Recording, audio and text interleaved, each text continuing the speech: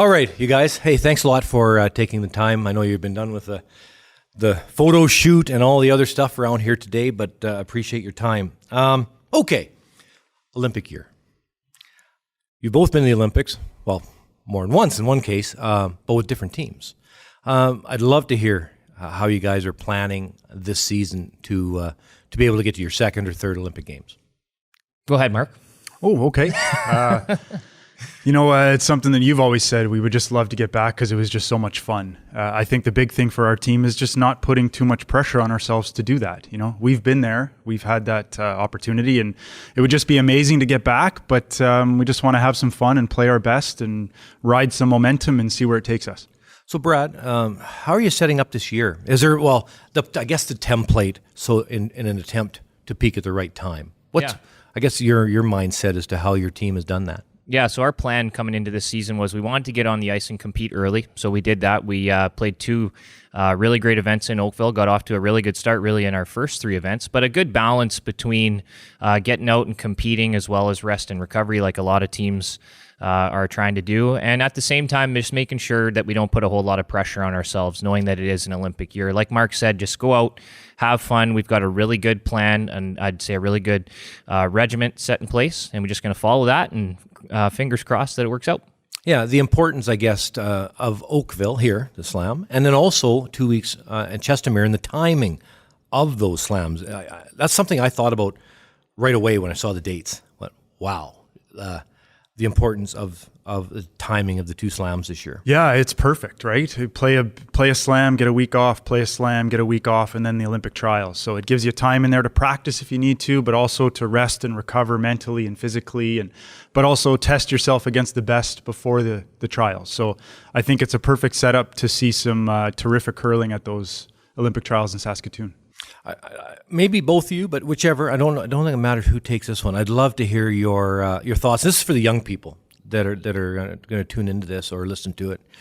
The setup, I guess, from a professional standpoint, you both know the chaos that happens the morning after you win the Olympic trials, and the last time was your first time. Mm-hmm. So I'd love to hear your thoughts on your organization behind you that people don't see.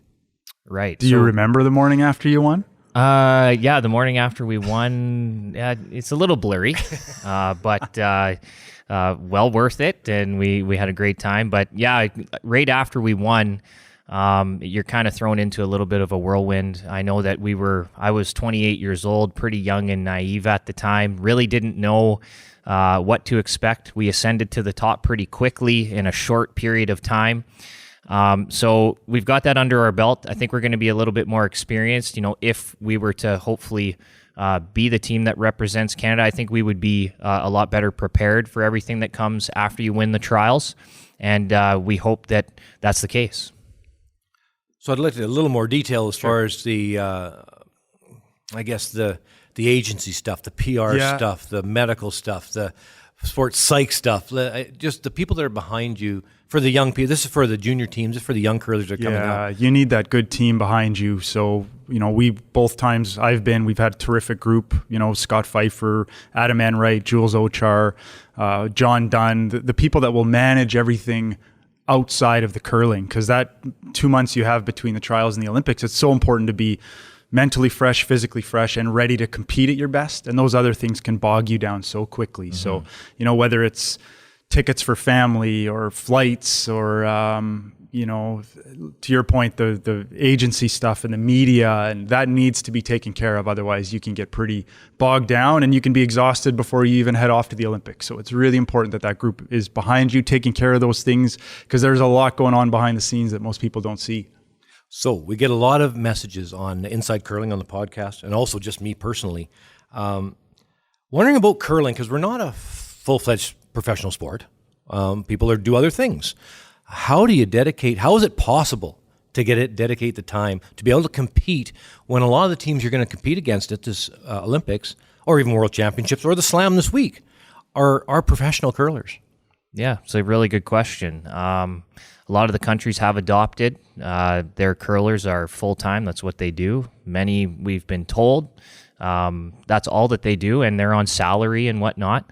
So, we have our way here in Canada, as everybody knows, and I just think it's a little bit more of a juggling and a balance act. And a lot of the younger curlers from other countries seem to be groomed from a very young age, and many are in their 20s, early 20s, looking at this as a full-time professional gig. And now we're kind of the old guys on the block now in our mid to late 30s. And I think that experience is going to pays off for us at this point. We've been doing this a really long time.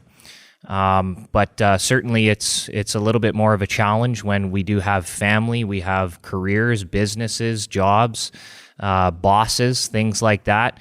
So it's a little bit more of a juggling act, and but experience pays off, I think. This is where I was hoping to get into the weeds with you a little bit, Mark, and that's going into the Olympic process. How many teams are in the trials? How teams get into the trials? And where you feel it fits. You just mentioned that you're kind of the two of the older fellows on the block as far as top players in the world. And I'd love to hear your thoughts as to what you think to make sure we have a really good chance of getting to the podium. Yeah, you need your best teams at those trials. Now, in my opinion, I would say 9 is probably too many. But without getting into a super deep conversation, I would love for it to not be a crazy points chase for 4 years. Right? What would you like it to be? It's a good question. I think it has to be the combination of points as well as winning some big events to prove that you can win those big events against the best teams, and that should get you a spot in the trials, which it does at the moment, but it still does feel like a pretty big points chase over 3 years, and you really don't want to be exhausted going into that Olympic year. So I'm looking forward to, after this year, having the powers that be sit down and discuss what is best going forward. Because I think we're at a time in our sport in this country where there probably needs to be some pretty big change. How's Canada going to keep its edge, Brad? If we actually indeed have an edge, I'm not positive we do. Do we have one anymore? Right. Or if we don't have the edge, how are we going to get the edge back? If we do have the edge, how are we going to keep it? Yeah. Do we have an edge anymore? It seems to be dwindling. Absolutely. I don't think that we panic, though. I really don't. I still believe that the top teams in the world come from Canada, and we're out there and competing, and everybody's trying to do their own thing amongst their own teams to get better and push one another. I don't think we panic yet, like Mark's saying. I think that some changes need to be made. I agree with that. I don't have the answers. I don't know what those answers are. But hey, what are we going to do? We'll see how this next quadrennial goes. We'll see how this Olympics coming up goes. But yeah, it's been a little bit of a struggle on the international stage for Canada lately. We all know that.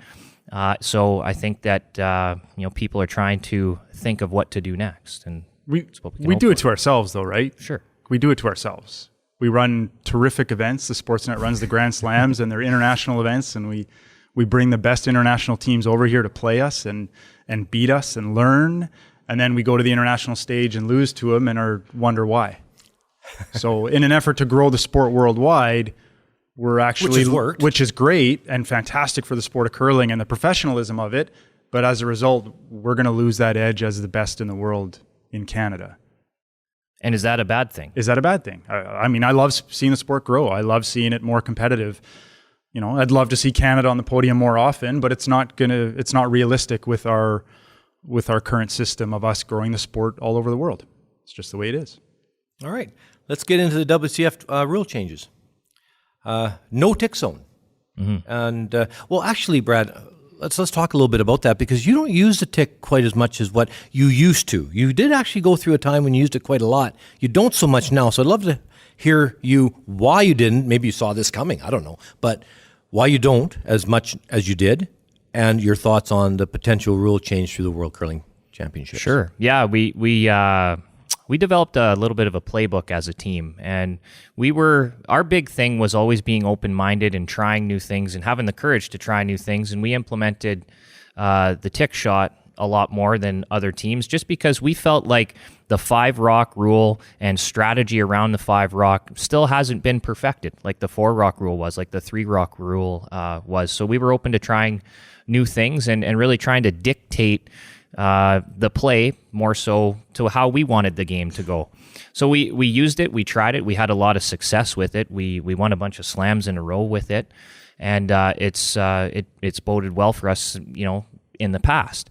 So, but we just thought, you know what, we got to have all of the shots in our bag, and we don't want to become a very predictable team. So we kind of got away from it a little bit, but you never know. We can pull that trick out of our back pocket at any point in time for now until these rule changes come in. But obviously with the rule changes, everyone is going to there's going to be different ways that we play the game. And with that tick shot being gone, everybody's getting pretty good at it. That's obviously one of the reasons why the tick shot's probably going to be eliminated from the game or whatever the case might be. But more rocks in play, a little bit more excitement for the fans. So, yeah, whatever is thrown our way, we're open to it. We're open to the challenge and just adapting. 4 minutes per end, Mark. And then 4:15. I shouldn't say 4 minutes. It's 4 minutes for the first half, 4:15 for the second half.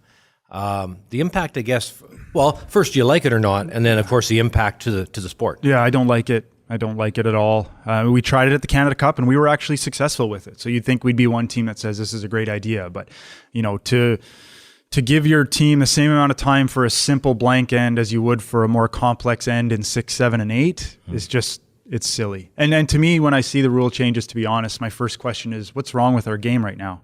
Is there anything wrong with our game right now? Why are we always looking for something to improve it when if you sit down and watch a good 5-rock rule game against two good teams, if you're not entertained right now, then you're just not a curling fan. Like it's an incredible game right now. I don't understand the constant need for change after change after change, and all we're going to do is be confusing people more and more. That's my opinion. That's a good opinion. Let's talk about the no extra ends. The interesting part for me, and you and I talk so much at the Salvo, having 4 outcomes: 3 outright win, 2 win withdraw, 1 loss withdraw, and a 0. I guess there's to look at it as a positive or a negative. Let's look at that in your mind, and then I'd love to hear from both of you on this. But then also the reason for it, and probably because they don't want to have the World Curling Federation doesn't want to have tiebreakers. Well, with 4 points possible, there'll obviously be less ties. So 2-point question. Go ahead, Brad. Yeah, I don't see what's wrong with what we have in place now. I mean, going extra ends and tiebreakers are fine. We went through the Brier a couple years ago, had to go through 2 tiebreakers in a semifinal all in one day. It's a long day. It's a grind, but that's part of the sport. That's part of what we do. So my personal, I guess, subjective opinion is I think it's ridiculous going that route. I think you have to have an outright winner. And just a couple weeks ago or about a month ago in Oakville, we saw a game go 2 extra ends. So be it. Make that last shot. And we've gone double extra end once before in the Brier as well. There was nobody left in the building at that point. It was against Jean-Michel Menard in a meaningless game, but there has to be an outright winner, in my opinion, regardless of anything. Points. I don't understand it, quite frankly. So. Yeah, another stupid rule. Let's be honest. You play the entire game to have last rock in the extra end. So the whole strategy of your game now changes in those last 4 ends. And again, for old boys like us that have been playing this game for 35 years and it's so ingrained in you, that would be a monumental shift in strategy to make that change. And what's wrong with our tie-breaking process now? I know people don't love the shootout results, but it becomes a full team skill over the course of an event if you have whatever it is, 16 draws, and it's your best 15 of 16, and everyone in your team has to throw that draw. That becomes a really important skill as a team in practice to get close to the button. And I like it. So once again, something I don't think that needs changing. I'd like to even put the clock back. This is nothing I wrote down. It's just a great point you make. How much time did our team, when this started to become important in about 15 years ago, would we have spent trying to draw the button? Out of a practice, 1 hour practice with Johnny Moe and you and Benny. Lots. But remember that it went from, you used to have the same guy throwing the draw all the time at the Brier until 2008 when you hit the button every time. Remember that? We went 13-0 at the Brier and you hit the button 11 times in the round robin to win the hammer. That's when they decided, oh, maybe we need to switch this up to have everybody throw. And that was just a terrific idea. Now it's a skill that everyone has to have in practice. It puts a little bit of pressure on the lead and the second, and it's just fantastic. So I think it's a skill that teams need to continue to work on. And I don't like that we're eliminating that as the potential tie-breaking process.